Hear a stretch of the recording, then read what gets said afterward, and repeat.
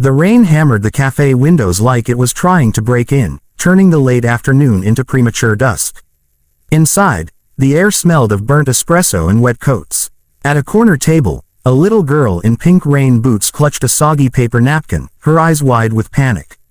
"Daddy, what if Mommy's new friend doesn't like me?"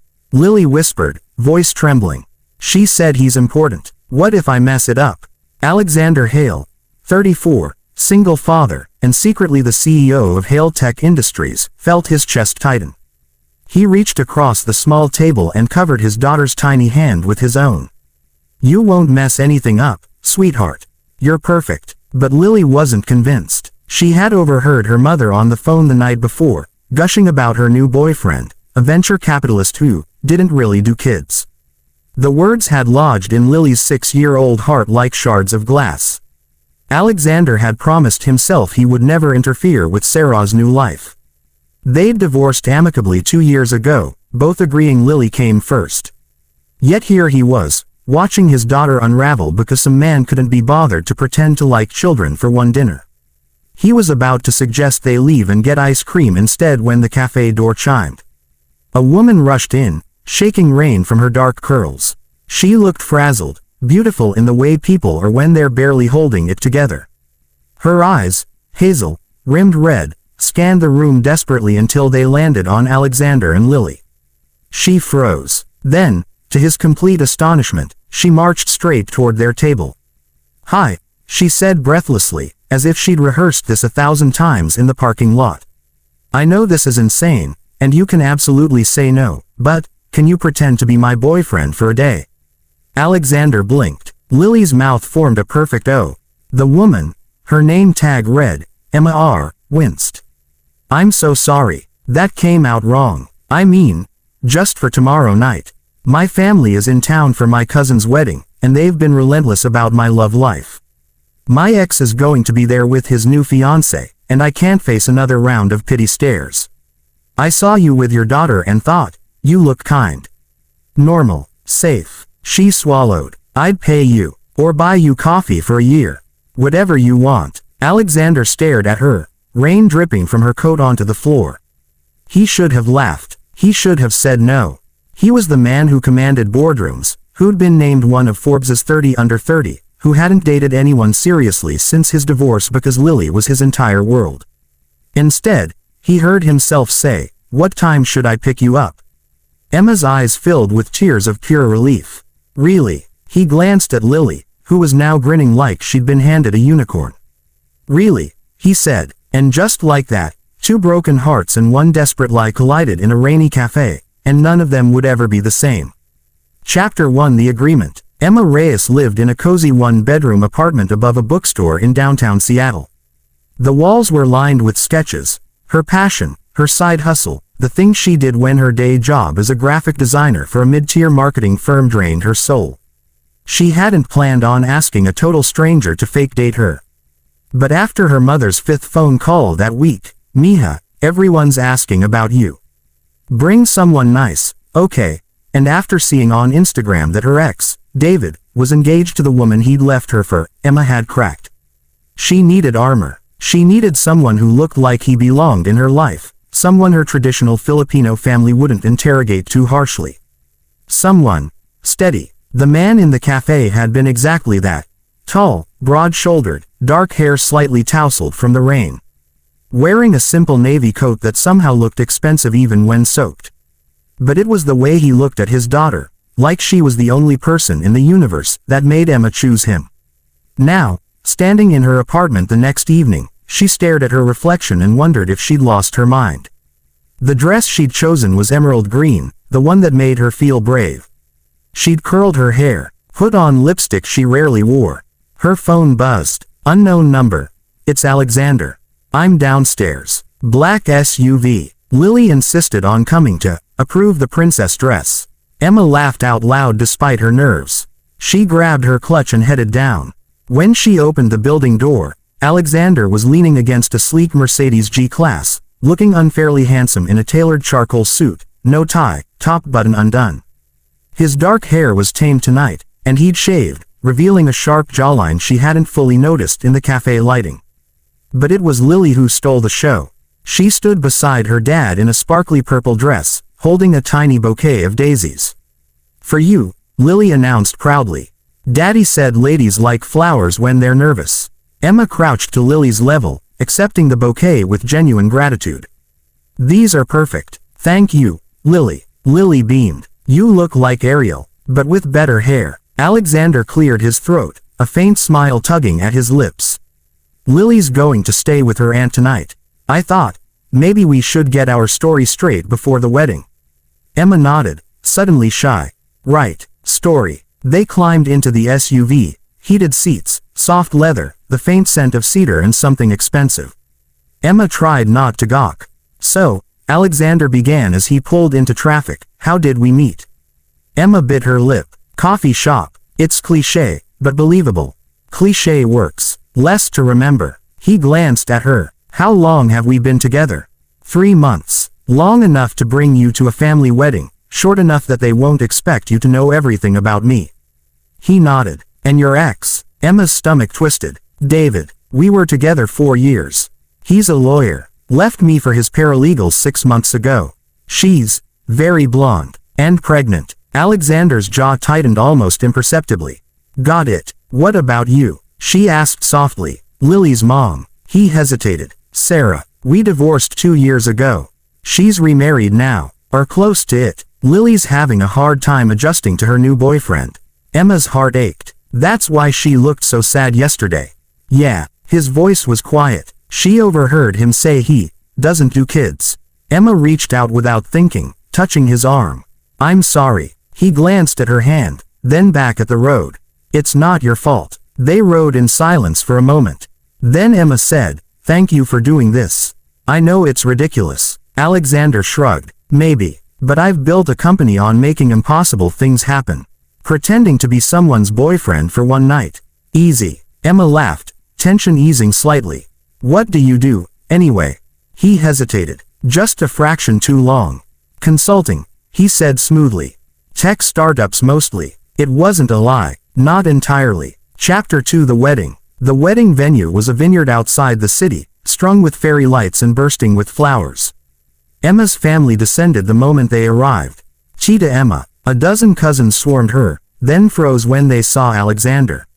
Emma slipped her hand into his. His palm was warm, steady. "Everyone, this is Alexander. My boyfriend." Her mother appeared like a benevolent hurricane, eyes sharp behind a smile. "Alexander," she said, assessing him openly. "You are very tall." He smiled, charming without effort. "Yes, ma'am. It runs in the family." Her mother's eyes narrowed. "And what do you do, Mom?" Emma warned. Alexander squeezed Emma's hand gently. "I help companies grow, Mrs. Reyes." Mostly behind the scenes. Her mother hummed, unconvinced but temporarily placated. Then David appeared. He looked exactly the same. Blonde, polished, smug. Beside him, Brittany, his fiancée, glowed in a pale pink dress that hugged her small baby bump. "Emma," David said, voice dripping false warmth. "You look nice." Emma felt Alexander stiffen beside her. "Thank you," she said coolly. "David, Brittany, this is Alexander." David extended a hand. Alexander shook it, firmly. Maybe too firmly. "Alexander," David repeated, sizing him up. "What firm are you with?" "Hale Tech," Alexander said calmly. David's eyebrows shot up. "The Hale Tech, as in Alexander Hale." Emma felt the ground tilt. Alexander smiled thinly. "The very same." David recovered quickly, laughing. "Well, Emma's done well for herself." Brittany looked confused. "I thought you said she was struggling." Emma's cheeks burned. Alexander's arm slid around her waist, possessive and protective. "Emma's one of the most talented designers I've ever met. We're lucky to have her." David's smile faltered. The rest of the evening passed in a blur of dancing, toasts, and subtle power plays. Alexander never left Emma's side. He remembered her cousins' names. Danced with her Lola to an old Filipino love song. Made her father laugh with stories about Lily. And every time David looked their way, Alexander pulled Emma closer. Later, under the stars, Emma found him by the vineyard fence, jacket off, sleeves rolled up, staring at the city lights in the distance. You didn't tell me you were famous, she said quietly. He shrugged. I don't like the word famous. It makes people treat you differently. I asked what you did. You said consulting. I said tech startups. Hail Tech is a startup. Technically. She laughed despite herself. That's like saying Amazon is a bookstore. He smiled. I didn't want you to say yes because of who I am. I wanted you to say yes because you needed someone. And maybe I did too. Emma's heart stuttered. Why did you say yes? She asked. He was quiet for a long moment. Because Lily looked at you like you were magic. And for one night, I wanted to believe in magic again. Chapter 3: The Unraveling. The lie lasted exactly 1 week. After the wedding, Emma's family adored Alexander. Her mother called daily asking when he was coming for adobo. Her cousins demanded couple photos. Emma and Alexander kept meeting, to keep the story consistent. Coffee turned into dinners. Dinners turned into park walks with Lily. Lily, who had claimed Emma as her Emma, within days. Alexander, who looked at Emma like she was the answer to a question he'd stopped asking.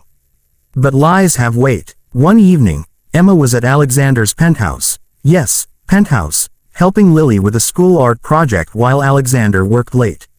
She wandered into his home office to borrow scissors and saw an open email on his screen. Subject: Reyes Design Acquisition, Final Offer. Her name, her portfolio, a multi-million-dollar offer from Hail Tech to buy out her freelance clients and bring her in-house. With a salary that made her dizzy.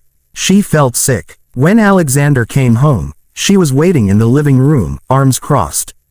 Were you ever going to tell me? She asked, voice shaking.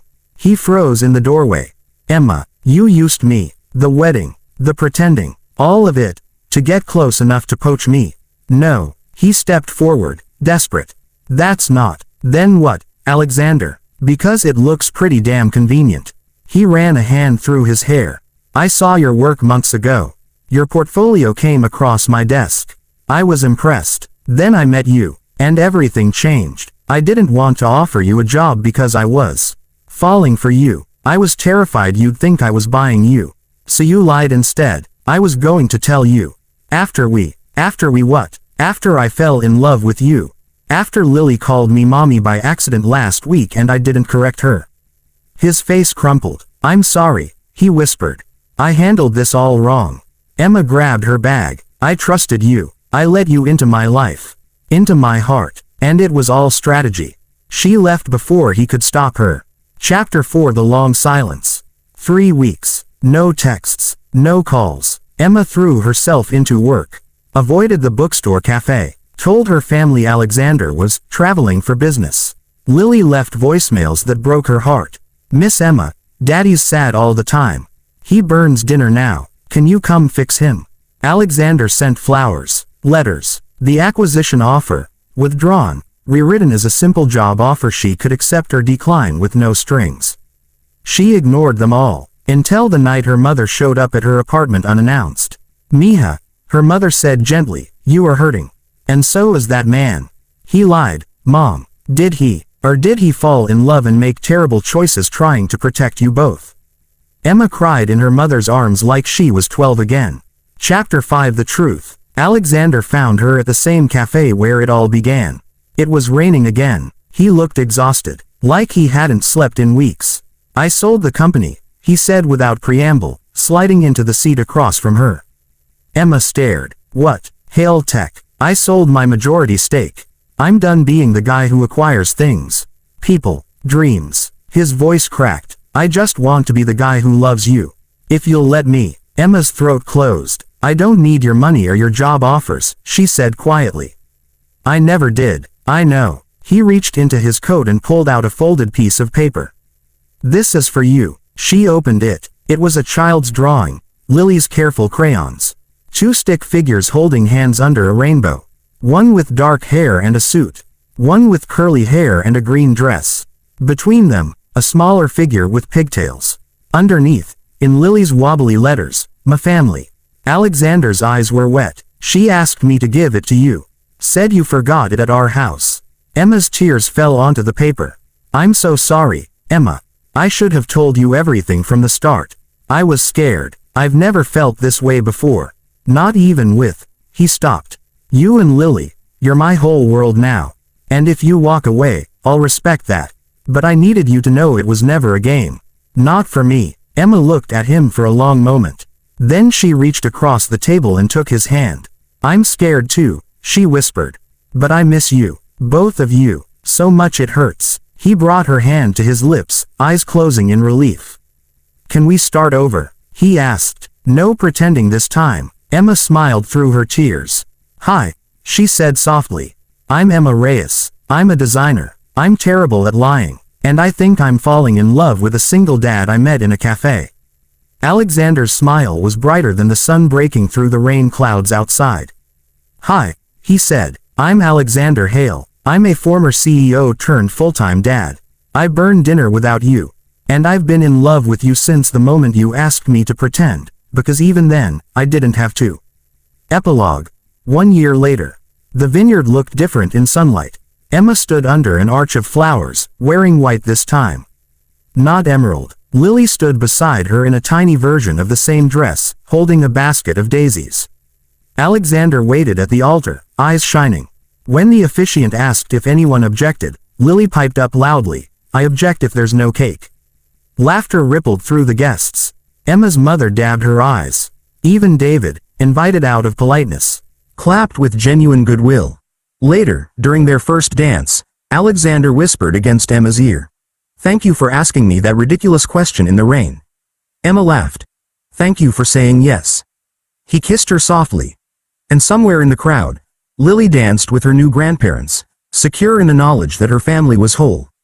Because sometimes, the best things in life begin with a desperate lie, and end with the bravest truth of all. Love doesn't need pretending. It only needs a chance.